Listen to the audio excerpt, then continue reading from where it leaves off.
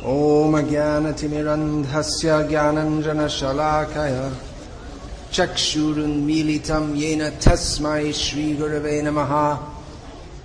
हरे कृष्ण। सुंदर स्वागत के लिए धन्यवाद। देरी आने के लिए खेद हूँ। देरी आया है क्योंकि प्रवचन दिया था गुड़गांव में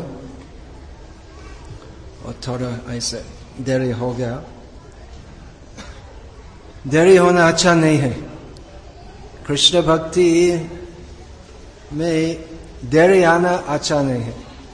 हम कितने देरी होंगे, हम बाद में भक्ति करेंगे। अभी दूसरा काम है, अभी पैसा कमाना है, बाद में हम भक्ति करेंगे। लेकिन हम कितने दिन रहेंगे वो निश्चित नहीं है। निश्वास नैव विश्वासो कदा रुद्धो भविष्यति। श्वास पर कोई विश्वास नहीं है तो और हम श्वास निकाल देते हैं तो कोई निश्चित नहीं है कि फिर हम क्या बोलते आश्वास करेंगे। हार्ट अटैक हो सकता कभी भी, तो कोई निश्चित नहीं है। इसलिए हर श्वास के साथ हरे कृष्णा कृष्णा कृष्णा हरे हरे, हरे राम राम राम हरे हरे कहना चाहिए। चैतन्य महाप्रभु हमको ऐसी रीति सिखाया। जब गुंडीचा मार्जन लीला किया भगवान चैतन्य महाप्रभु, यही चैतन्य महाप्रभु प्रेम नृत्य रथ श्री कृष्ण चैतन्य राधा कृष्ण नहीं अन्य। वही राधा कृष्ण का सम्मिलित मूर्ति है। हम इसी रूप में हमको राधा कृष्ण का भजन सिखाए। और कलयुग में कृष्ण भजन कैसे होते हैं? खस हरे कृष्ण कृष्ण कृष्ण हरे हरे, हरे राम राम राम हरे हरे। कीर्तन के द्वारा कलयुग में भगवान की आराधना होती है।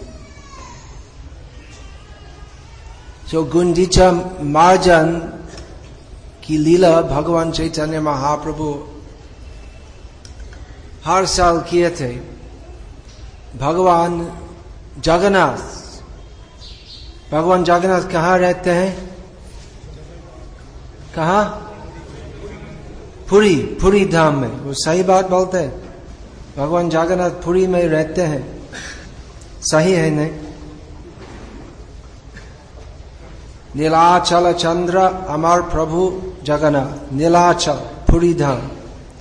तो वे जगन्नाथी है, पूरे जगत में निवास करते हैं।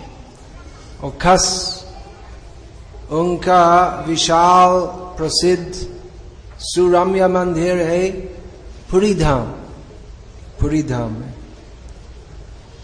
और 2 बार साल में भगवान जगन्नाथ मंदिर के बाहर आते। 2 बार, एक बार है रथ यात्रा और दूसरी बार स्नान यात्रा के कितने दिन के पहले? 15 दिन के पहले भगवान जगन्नाथ बाहर आते हैं। तो रथ यात्रा के 1 दिन के पहले गुंडीचा मार्जन होते हैं। भगवान जगन्नाथ रथ यात्रा का मतलब रथ से यात्रा का मतलब जाते हैं। तो कहाँ जाते हैं? अपना मंदिर श्री मंदिर से गुंडीचा मंदिर, वहां जाते हैं और 9 दिन वहां रहते हैं गुंडीचा मंदिर में। तो भगवान जगन्नाथ का आने के पहले 1 दिन के पहले ये रीति है मंदिर का पूरा साफ सफाई करना, चकाचक। तो चैतन्य महाप्रभु ही भगवान है जय गौर श्री कृष्ण श्री जगन्नाथ। भगवान जगन्नाथ के श्रेष्ठ आराधक है जगन्नाथ, चैतन्य महाप्रभु के रूप में। तो वही भक्त है और भगवान भी है, और हमको सिखाते हैं कैसे भक्ति करना। जैसे स्कूल में शिक्षक स्वयं लिखते हैं बोर्ड पर क ख ग घ, तो ऐसे नहीं है कि वो भी सीख रहे हैं, लेकिन वो एकदम नया छात्र जैसे लिखते हैं, हमको छात्रों को, छोटे बच्चे को सिखाने के लिए। तो भगवान चैतन्य महाप्रभु हमको सिखाया कैसे भक्ति करना है। तो मंदिर का मार्जन करना बहुत ही महत्वपूर्ण है भक्ति में। तो यदि हम सब कुछ एकदम चकाचक नहीं रखते हैं तो भक्ति कहाँ है। तो हमको सिखाने के लिए चैतन्य महाप्रभु उनके सभी पार्षद भक्तगण के साथ हर साल जगन्नाथ की रथ यात्रा के एक दिवस के पहले गुंडीचा मार्जन किया है। तो उस समय आजकल जैसे ऐसा पानी का प्रबंध नल में से ऐसा नहीं था, तो सरोवर से या तालाब से पानी लेके आना पड़ता, तो बहुत श्रम पड़ता था। तो यही रीति थी गुंडीचा मार्जन का समय कि सभी भक्त हरि नाम के अलावा और कुछ नहीं करते। यदि एक भक्त जो झाड़ू लगाते हैं और दूसरा भक्त जो पानी लाते हैं, तो एक झाड़ू लगाने वाला भक्त यदि पानी मांग रहे थे दूसरा भक्त से, तो कैसे मांगा? तो मुझे पानी दो, ऐसे नहीं, हरे कृष्ण बोलते, केवल हरे कृष्ण और कुछ नहीं। तो ऐसे चैतन्य महाप्रभु हमको सिखाया कि हरि नाम ही युग धर्म, हरे नाम इव केवलम खलो नास्चैव गतिरन्यथा। इस कल युग में हरे नाम के अलावा कोई दूसरा उपाय नहीं है। किस लिए? परम गति प्राप्त करने के लिए। परम गति क्या है? भगवान के चरण कमल में शरण प्राप्त करना, वो ही परम गति है। तो ऐसा कई लोग पूछते हैं कि यदि हरि नाम ही उपाय है तो क्यों भगवद गीता में भगवान कृष्ण यही नहीं बोलते? तो वास्तव में भगवान कृष्ण बोलते हैं भगवद गीता में कि भगवान कृष्ण बोलते हैं महात्मा जन का क्या क्या लक्षण है। महात्मा नस्तु मां पार्थ दैवीं प्रकृति आश्रिता भजन्त्यनन्य मनसो ज्ञात्वा भूतादिम अव्ययम्। कि महात्मा कौन है? महात्मा सामान्यतः हिंदी में और महात्मा बोलना से हम क्या समझते? तो एक भिखारी है, दाढ़ी भी है, गेरू कपड़ा है और कुछ काम नहीं है तो दुकान से दुकान जाते हैं और 1 रुपया आधा रुपया मिलते, ये महात्मा है। भगवान कृष्ण कहते हैं कि महात्मा है वो व्यक्ति जो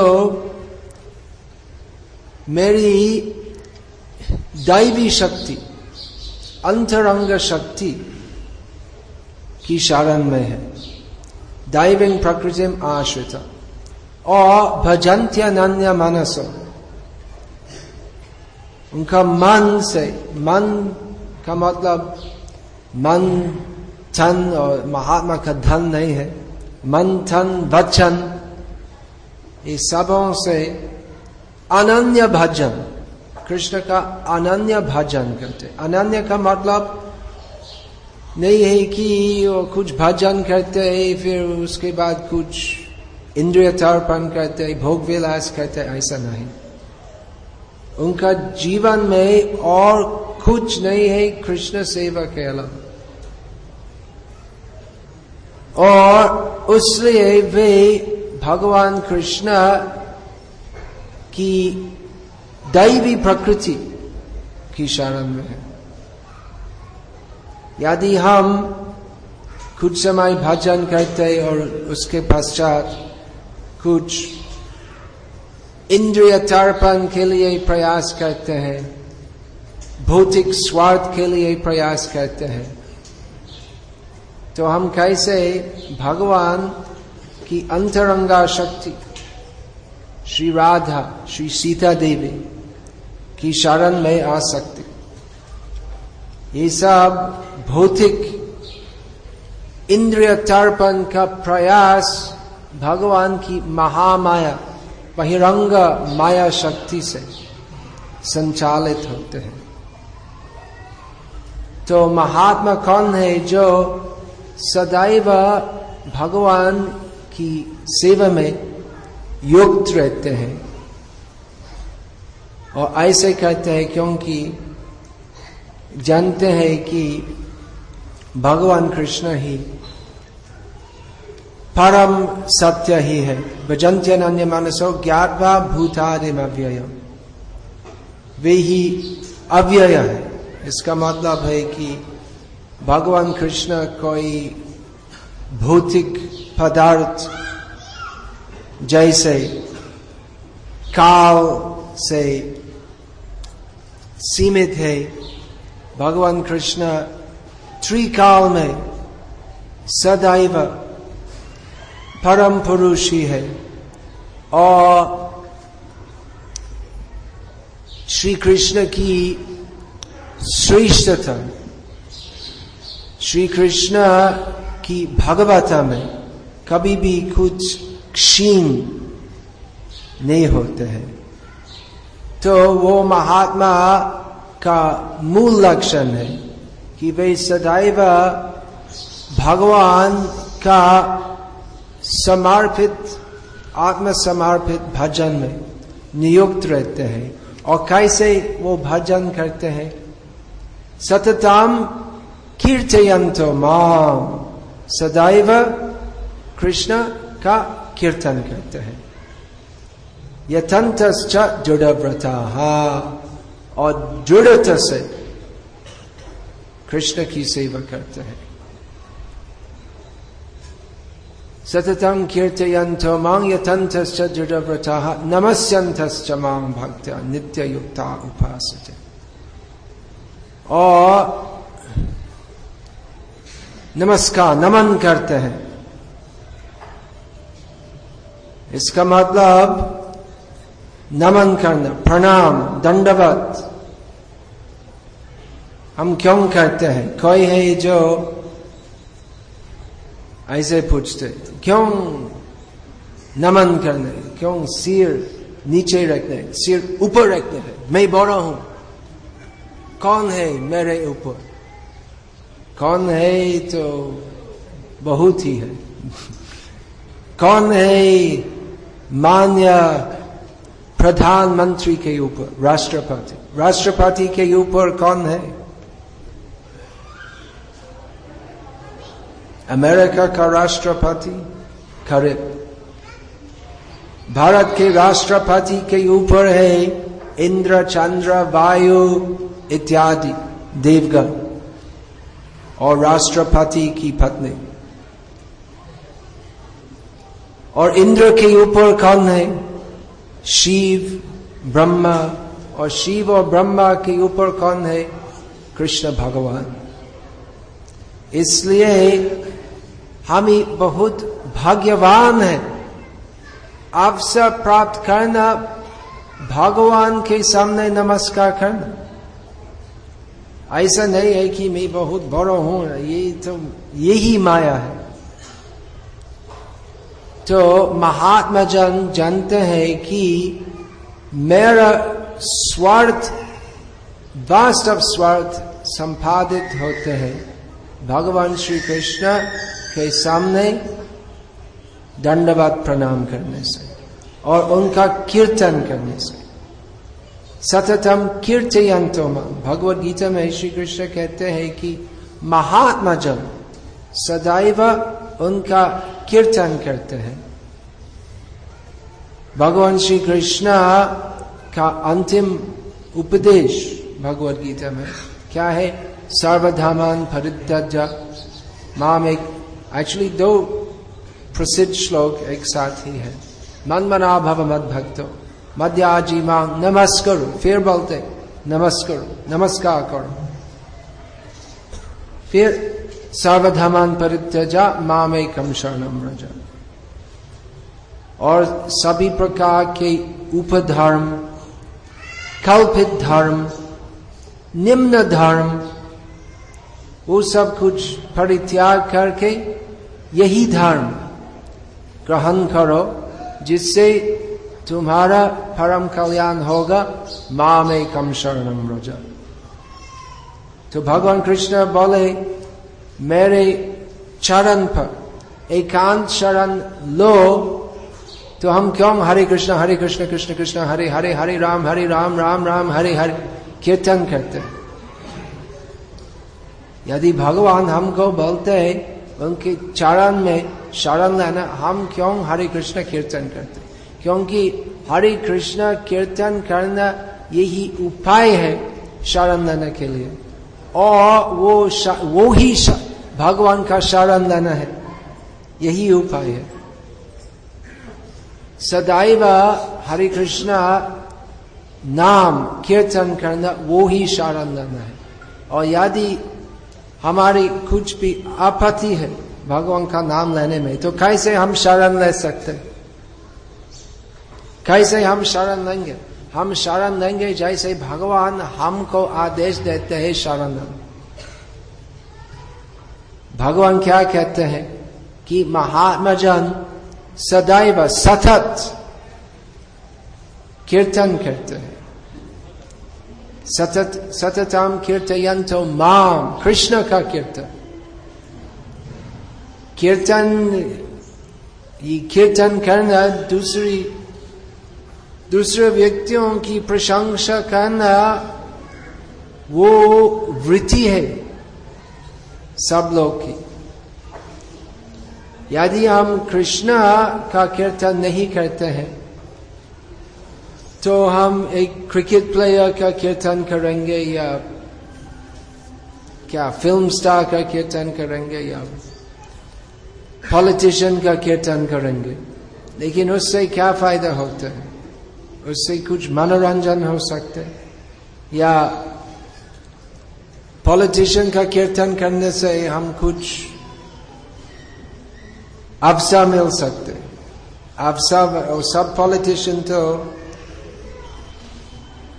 अवसरवादी है, और सब पॉलिटिशियन के चमचा छोटे, ये पॉलिटिशियन तो बड़े अवसरवादी है, और सब चमचा है पॉलिटिशियन के तो छोटे अवसरवादी है। तो अवसर क्या है? कुछ बिना काम करने से पैसा प्राप्त करना, यही पॉलिटिक्स का मतलब है। कुछ काम नहीं करना, तो खाली साइन करने से करोड़ रुपया मिलते।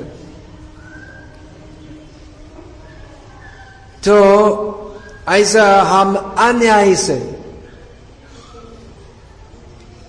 कुछ पैसा मिल सकते, लेकिन भगवान का न्याय है। भगवान की माया शक्ति है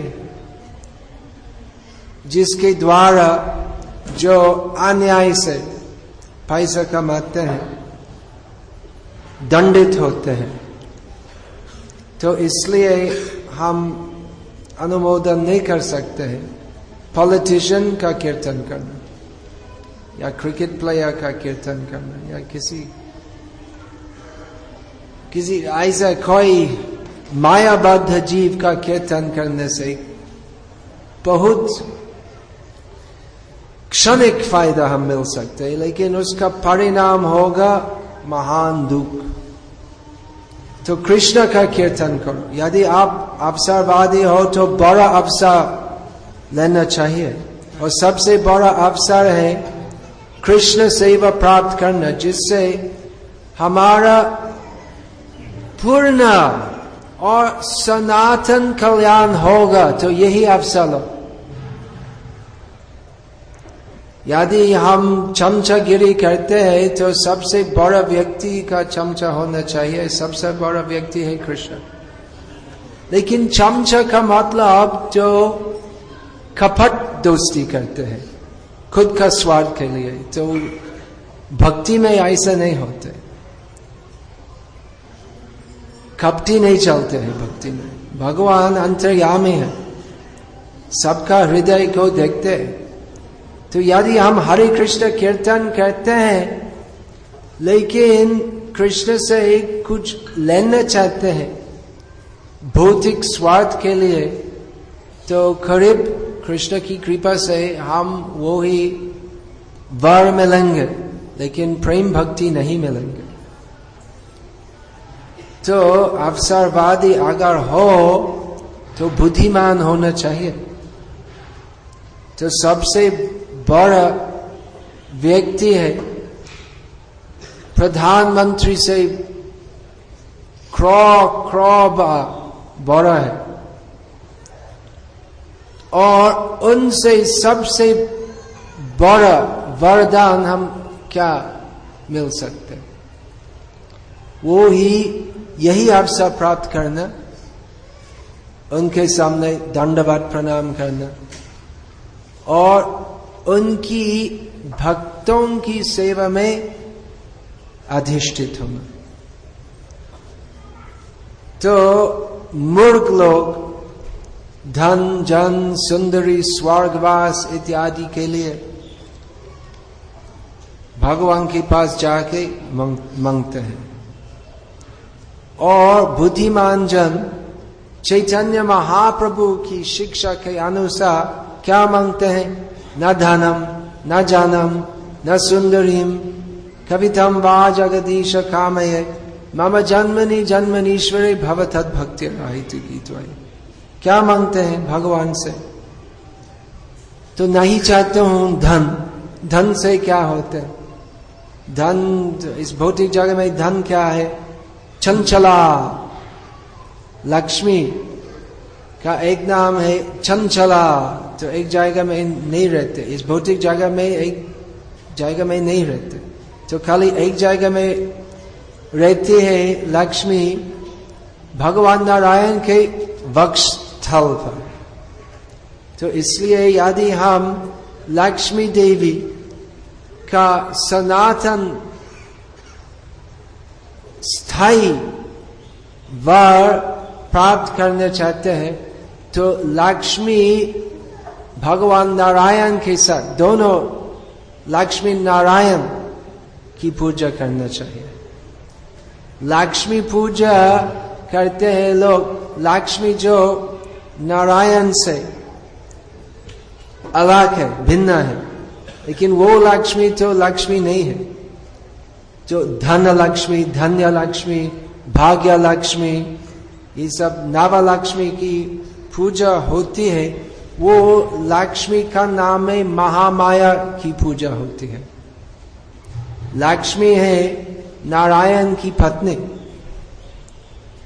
और लक्ष्मी धन, लक्ष्मी और धन अभिन्न है, परंतु लक्ष्मी जानते हैं कि वास्तव धन है नारायण की सेवा करना। लक्ष्मी क्या कहते हैं, वो सब धन के देवता देवी है लक्ष्मी। तो वो क्या कहते हैं, वो सब पैसा लेके मॉल नहीं जाते हैं। दिल्ली में बहुत मॉल है ना अभी, ये सब शॉपिंग मॉल बनाते हैं। मॉल का मतलब मॉल गंदा, भक्ति निर्मल होना चाहिए। मॉल मत जाओ, ये जिससे हम निर्मल होंगे मंदिर और सीख लो कैसे हम निर्मल हो सकते। न धनम, लक्ष्मी देवी क्या करते हैं, भगवान की चरण सेवा। तो सब कुछ है लक्ष्मी देवी के पास, लेकिन क्या कहते हैं, भगवान की चरण सेवा। तो धन का मालिक है माधव। तो कनक, कामिनी, प्रतिष्ठा, भागिनी, ये सब मायिक वर है, चंचला है। आज का धनी है, कल का दरिद्र होगा। ऐसा है। बिल गेट्स अभी इतना बड़ा धनवान है, उनका उम्र है 52, तो और 52 के साल के बाद उनका पास कितना पैसा होगा। तो उस शरीर जितने मतलब 104 साल तक वो नहीं रहेगा। जितने भी पैसा डॉक्टर को देगा तो नहीं रहेगा। तो फिर अगला जन्म में कितना पैसा उसके पास रहेगा। तो यदि कुत्ता या बिल्ली या कीट या कीड़ा का शरीर मिलता है तो पैसे से उसका क्या फायदा होगा। तो धन है चंचला, धन भगवान की सेवा में लगाना चाहिए। और न धनम, चैतन्य महाप्रभु से कहते हैं कि धन के लिए भगवान की भक्ति नहीं करनी चाहिए, वो भक्ति नहीं है। न धनम न जनम, जिससे मैं जनप्रिय होऊंगा, जनता के नेता होऊंगा, उस प्रकार का वर प्राप्त करने के लिए भक्ति नहीं करना चाहिए। और सुंदरी, सब पुरुष व्यक्ति एक बहुत सुंदरी स्त्री का संगम करना चाहते हैं, और महिलाओं की इच्छा है एक आदर्श सुंदर वर का मतलब स्वामी प्राप्त करना। लेकिन ये भी अस्थायी है। धन, जनप्रियता, सुंदरी स्त्री या अच्छा स्वामी, ये सब अस्थायी है।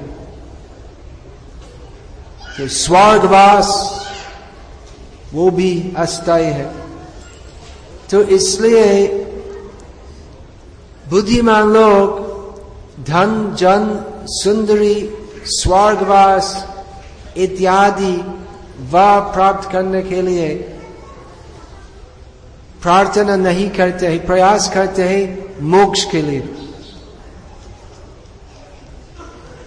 जानते हैं कि भौतिक सुख के साथ दुख आते हैं, और इस भौतिक जगत का मूल लक्षण है कि यही दुखमय है। और इसलिए बुद्धिमान लोग मोक्ष के लिए प्रयास करते हैं। लेकिन भगवान चैतन्य महाप्रभु कहते हैं कि मोक्ष के लिए भी मैं प्रार्थना नहीं करता हूं, क्योंकि उस प्रकार का मोक्ष जिसमें भगवान की सेवा नहीं है, वो भी एक प्रकार की माया है, क्योंकि जीव का धर्म है भगवान की सेवा करना। जो मोक्ष को प्राप्त करते हैं लेकिन भगवान की चरण सेवा को अनादर करते हैं, जो भगवान की सेवा के लिए उत्साही नहीं है, वो मोक्ष स्थिति से फिर पतित होते हैं। शास्त्र प्रमाण ही है कि ये नैरविंदाक्ष विमुक्तमानिनस्त्वयस्त भावात् अविशुद्ध बुद्धयः आरुह्य कृच्छ्रेण परं पदं तथा पतन्ति अधो अनार्जयुष्वदङ्गः। कि हे अरविंदाक्ष अर्थात भगवान कृष्ण, जिनके अंकों कमल फल जैसे सुंदर है। ये एक उपमा है। वास्तव में क्रौ कमल फलों से भगवान के दिव्य नेत्र और भी बहुत ही सुंदर ही है। तो ये नहीं रविंदाक्ष जो सोचते हैं मैं विमुक्त हूं, मैं भौतिक माया का प्रभाव से मुक्त हूं, जो ऐसे सोचते हैं लेकिन भगवान की चरण सेवा पर आसक्त नहीं है, जिसकी कोई रुचि नहीं है भगवान की सेवा में, तो बहुत कृच्छ्रता से, बहुत कष्ट लेके मुक्त अवस्था में अधिष्ठित हो सकते हैं। लेकिन वो मुक्त अवस्था तो पूर्ण मुक्त नहीं, वो विमुक्ति विशेष या पूर्ण मुक्ति नहीं है। तो वो मुक्त स्थिति से फिर वापस आते हैं इस भौतिक माया में, क्योंकि भगवान की चरण पर आदर नहीं करते हैं। तो इसलिए चैतन्य महाप्रभु हमको सिखाया किस प्रकार की भावना से हरि कीर्तन करना चाहिए। तो हरि कीर्तन करते हैं बहुत लोग। हिंदू समाज में बहुत से संप्रदाय हैं जिनमें बहुत है जो हरि कीर्तन करते हैं, लेकिन हरि कीर्तन जैसे चैतन्य महाप्रभु हमको सिखाया तो सब तो एक ही फल नहीं मिलते। हरि कीर्तन करने से क्या होना चाहिए? तो चैतन्य महाप्रभु हमको सिखाया कि हरि कीर्तन करने से यही फल मिलते। यदि हम और कोई दूसरा फल, धन जन सुंदरी मोक्ष भी नहीं चाहते हैं, यदि हम कोई भी कुछ भी भौतिक फल नहीं चाहते हैं, और यदि हम खुद का कल्पित स्वार्थ के लिए मोक्ष प्राप्त करने की इच्छा करते हैं, ये सब सर्वधर्म यदि हम परित्याग करते हैं और केवल श्री कृष्ण के चरणों में शरण लेते हैं, यदि हमारी इच्छा है, उद्देश्य है भक्ति में केवल सब कुछ मन तन धन वचन श्री कृष्ण की प्रसन्नता के लिए करते हैं। कृष्णार्थे अखिल चेष्टा ऋषिकेन ऋषिकेश सेवनं भक्ति रुच्यते। सब कुछ जो हम इंद्रियों के द्वारा करते हैं, इंद्रियों के स्वामी भगवान ऋषिकेश कृष्ण की संतुष्टि के लिए यदि हम करते हैं तो हम परम फल मिलेंगे, कृष्ण प्रेम। कृष्ण प्रेम क्या है? सेवा करना, सेवा करने का अवसर, कृष्ण सेवा करना।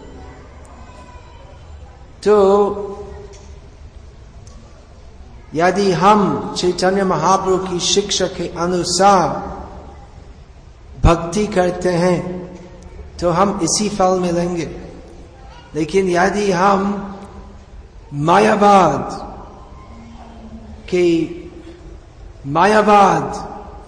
के संग में, मायावादियों की संग में, मायावादी का मतलब जो भूल धारणा रखते हैं कि भगवान का कोई रूप नहीं है या सब भगवान है, तो ऐसे लोग भी कीर्तन करते हैं, लेकिन वो कीर्तन खाली मुंह से निकलते हैं।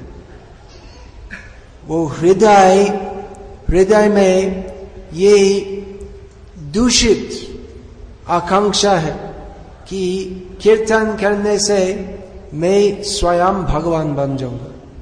तो यही तो कीर्तन नहीं है। कीर्तन का मतलब भगवान की प्रशंसा करना। लेकिन यदि हम सोचते हैं कि जिनका नाम बोलता हूं वो मैं हूं, तो वो भगवान की प्रशंसा नहीं हो। या बहुत से लोग कीर्तन करते हैं धन जन सुंदरी स्वर्गवास इत्यादि इच्छा प्रकट करके, तो वो कीर्तन पूर्ण कीर्तन नहीं है, उससे भगवान पूर्ण संतुष्ट नहीं होंगे। तो इसलिए यदि हम कीर्तन का वास्तव फल परम वर प्राप्त करना अर्थात कृष्ण प्रेम प्राप्त करना चाहते हैं, तो चैतन्य महाप्रभु की शिक्षा के अनुसार कीर्तन करना चाहिए। चैतन्य महाप्रभु जो हमको दिया है वो सरलता से तुरंत ही कृष्ण प्रेम प्राप्ति जो हमको दिया है, तो क्रो भौतिक कल्याणकारी लोग जो ऐसे गरीबों को खिलाते हैं या हॉस्पिटल बनाते हैं, और ये सब जो फायदा करते हैं उस खाली दैहिक फायदा है, देह के लिए है। तो वो वास्तव में आत्मा के लिए कुछ भी नहीं करते हैं। तो चैतन्य महाप्रभु का प्रदान जो है, तो इसके साथ कोई भी भौतिक प्रदान का कोई तुलना नहीं है। और भगवान जो हर युग में आते हैं धर्म संस्थापन करने के लिए, भगवान कृष्ण वही स्वयं रूप है, स्वयं कृष्ण आते हैं और हमको कहते हैं सर्वधर्मं परित्यज्य, राम के रूप में आते हैं। और ऐसा हम देखते हैं ये सब रामलीला करते हैं, वो प्रसिद्ध लीला ही है। आज तक रामलीला श्रवण करने से, स्मरण करने से हमारा परम कल्याण होते हैं। तो ये सब अवतार आया है, परंतु अवतार का सार है श्री कृष्ण चैतन्य महाप्रभु, क्योंकि वे ही हमको परम प्रदान दिया है व्रज भक्ति। तो भक्ति का सर्वोत्तम कक्ष है व्रज प्रेम, चैतन्य महाप्रभु हमको दिया है। और कैसे हमको दिया है? चैतन्य महाप्रभु हमको क्या बोलते? चैतन्य महाप्रभु हमको नहीं बोलते कठोर तपस्या करो, ऐसा नहीं बोलते। चैतन्य महाप्रभु बोलते हैं गृहे थाको बने थाको सदा हरि बोले डाको। तो गृह त्याग वो भी आवश्यकता नहीं है, तो घर में रहो परिवार के साथ, लेकिन दृढ़ विश्वास करो भगवान में और सदैव हरि कीर्तन करो। मतलब यदि सांसारिक जीवन में है तो सांसारिक कर्तव्य भी लाना है। कुछ गीता में श्री कृष्ण कहते हैं कि वो क्या श्लोक है, यदि काम नहीं करते हैं तो जीवन क्या बोलते हैं कि यदि काम नहीं करते हैं तो जीवन निर्वाह नहीं होते। नहीं वो श्लोक नहीं, अभी मुझे याद नहीं। शरीर यात्रा पीछे न प्रसिद्ध कर्मणः।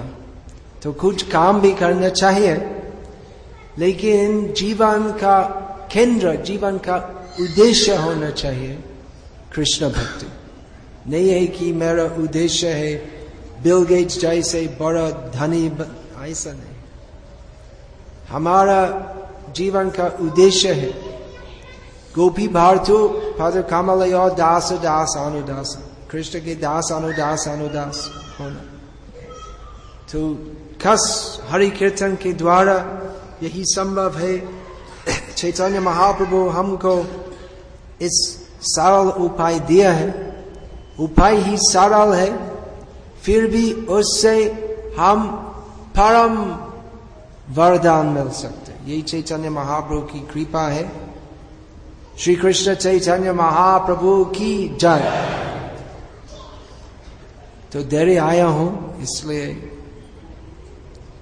इतना सा लंबा प्रवचन नहीं देता हूं, क्योंकि चैतन्य महाप्रभु की कृपा या प्रसाद के रूप में भी उपलब्ध है, अर्थात कृष्ण का उच्छिष्ट भोजन के रूप में चैतन्य महाप्रभु की कृपा उपलब्ध है। और अभी समय आया है प्रसाद खाने के लिए।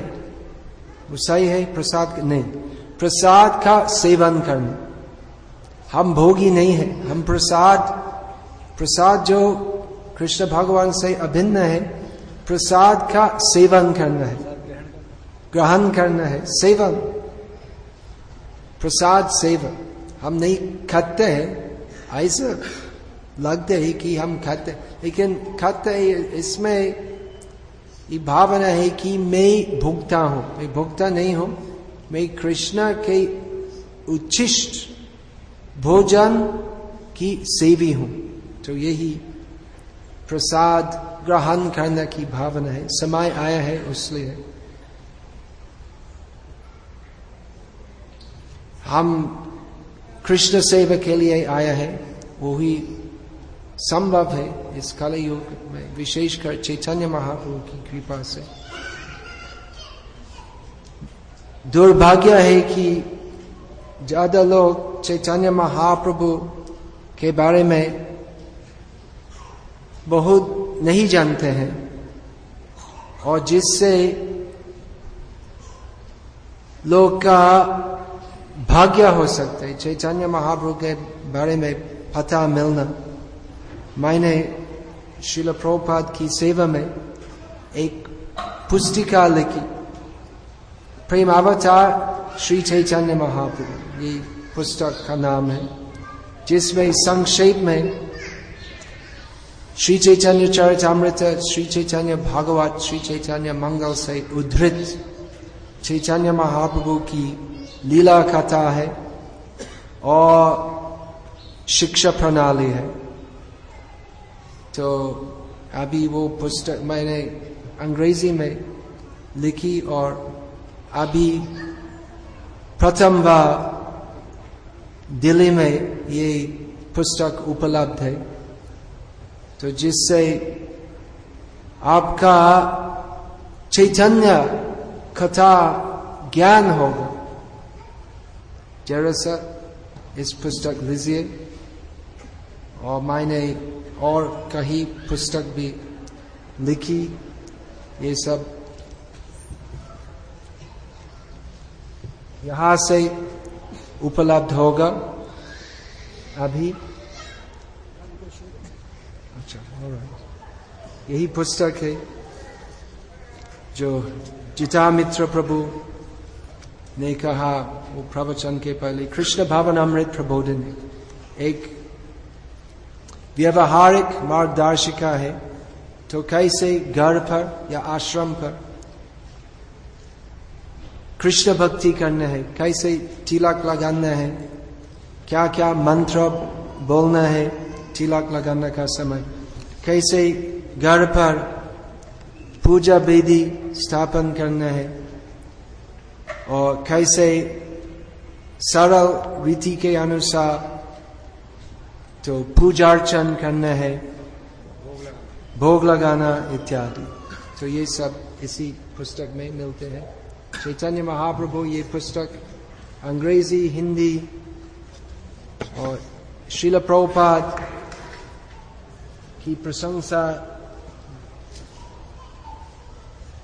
जय श्रील प्रभुपाद एक पुस्तक है, और my memories of Srila Prabhupada मेरा व्यक्तिगत स्मरण, कैसे मेरा भाग्य हुआ प्रभुपाद का दर्शन मिलने से। संक्षिप्त वाल्मीकि कृत रामायण, ब्रह्मचर्य इन कृष्ण कॉन्शियसनेस, जो भी आश्रम में है ब्रह्मचर्य पालन आध्यात्मिक जीवन का आधार है। तो कैसे दृढ़ता से भक्ति करना है इस पुस्तक में वर्णन है। On pilgrimage in Holi India, तो कहीं तीर्थ स्थान का वर्णन है। सचित्र पुस्तक है ये, नैमिषारण्य, चित्रकूट, नाथद्वारा